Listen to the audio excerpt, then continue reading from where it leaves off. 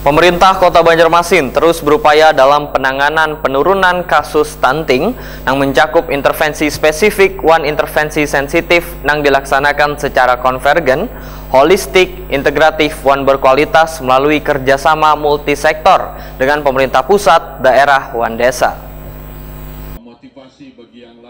Pemerintah Kota Banjarmasin terus berupaya dalam penanganan penurunan kasus stunting yang mencakup intervensi spesifik dan intervensi sensitif yang dilaksanakan secara konvergen, holistik, integratif, dan berkualitas melalui kerjasama multisektor dengan pemerintah pusat, daerah, dan desa. Ada dua intervensi yang dilakukan, yaitu intervensi spesifik adalah kegiatan yang dilaksanakan untuk mengatasi penyebab langsung terjadinya stunting yang dilakukan oleh Dinas Kesehatan. Sedangkan intervensi sensitif adalah kegiatan yang dilaksanakan untuk mengatasi penyebab kadal langsung terjadinya stunting yang dilakukan secara lintas sektor di luar kesehatan, yang kaya Bapeda, PUPR, DPP KBPM, Perkim, Disduk Capil, DKP 3, Kemenak, DP3A, Dinas Sosial, PKK, PDAM, CSR, dan dunia usaha lainnya sebagai tim percepatan penurunan stunting. Demikian dipadahkan Ketua TPPKK Banjarmasin Siti Wasilah Wahitakoni Prima TV usai menghadiri kegiatan peringatan Hari Gizi Nasional ke-64 di kawasan bawah jembatan Pulau Bromo, Kelurahan Mantuil, Banjarmasin Selatan, Baisukan Selasa 20 Februari 2024. Menurut Siti Wasilah, berbagai intervensi yang telah dilakukan melalui kolaborasi tersebut, diantaranya pemberian makanan tambahan dari anggaran Dinas Kesehatan, dan pemberian MPASI, Sekolah Calon Ibu dan Sekolah Calon Ayah.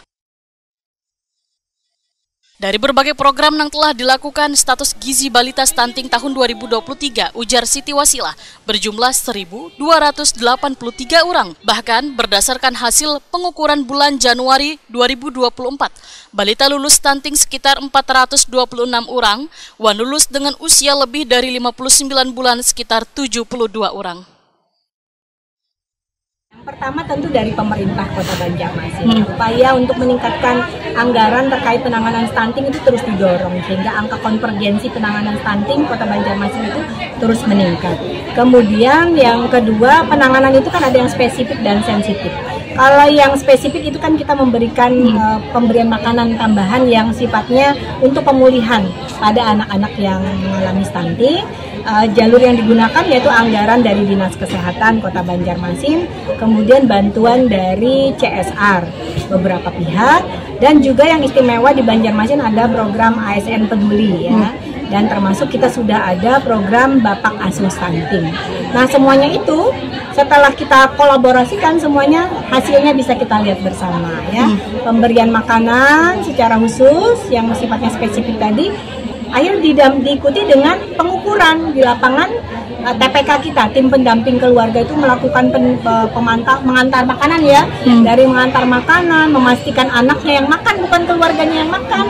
Nah ini PR nih, kita tuh kalau memberikan bantuan, harapan kita tuh sampai kepada anak ya, bukan memang sih kadang ini kaitannya dengan masalah ekonomi ya, tapi paling penting memastikan makanan yang diberikan itu sampai kepada anaknya, termasuk cara pemberiannya juga harus tepat.